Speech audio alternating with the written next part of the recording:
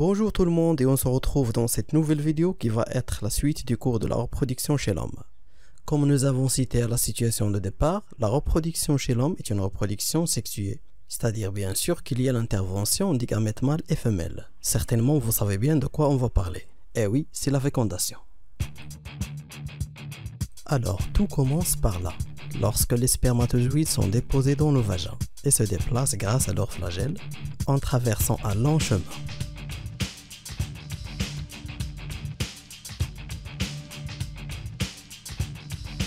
Du col de l'utérus, en passant par la fameuse cavité utérine,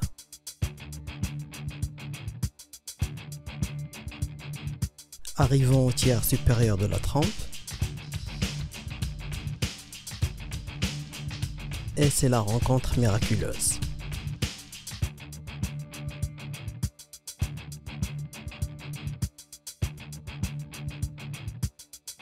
Les spermatozoïdes ayant réussi à rejoindre l'ovule entourent ce dernier afin de participer à la fécondation.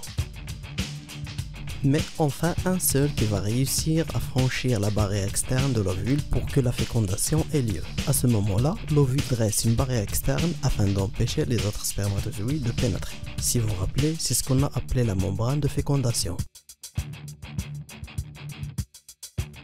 Alors, le seul spermatozoïde sélectionné parmi les millions de spermatozoïdes qui ont participé perd son flagelle.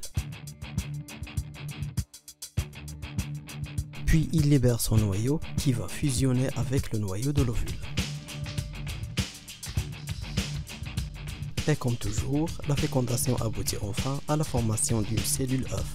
En se divisant à plusieurs cellules, la cellule œuf se transforme à un embryon, tout en migrant vers l'utérus. En se servant du mouvement miraculeux des cils de la trompe, l'embryon arrive enfin à son fatal séjour, la muqueuse utérine.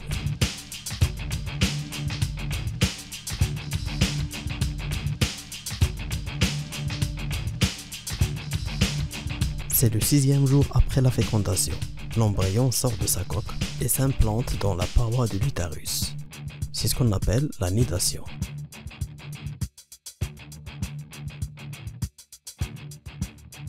D'ici 2 mois, on parle du stade embryonnaire.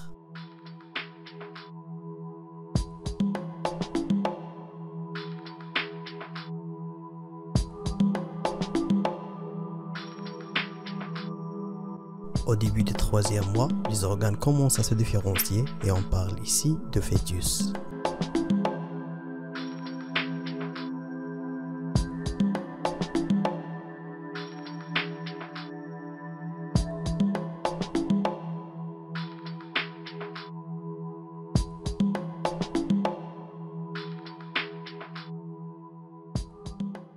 Alors, on récapitule. Tout d'abord, dépôt des spermatozoïdes dans le vagin lors d'un rapport sexuel. Ensuite, migration des spermatozoïdes vers les trompes en traversant l'utérus.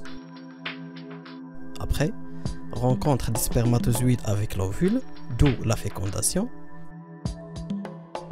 Puis division de l'œuf pour former un embryon et sa migration vers la cavité de l'utérus. Et finalement, l'implantation de l'embryon dans la cavité utérine. Autrement dit, la nidation. Ma vidéo touche à sa fin, je vous donne rendez-vous à la vidéo prochaine Inch'Allah qui sera intitulée la grossesse, l'accouchement et l'allaitement. Salut!